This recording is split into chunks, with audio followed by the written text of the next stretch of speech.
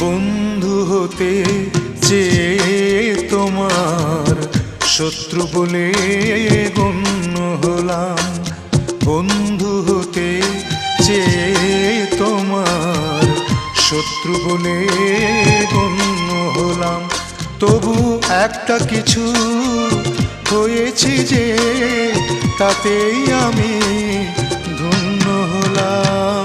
বন্ধু হতে চেয়ে তোমার শত্রু বলে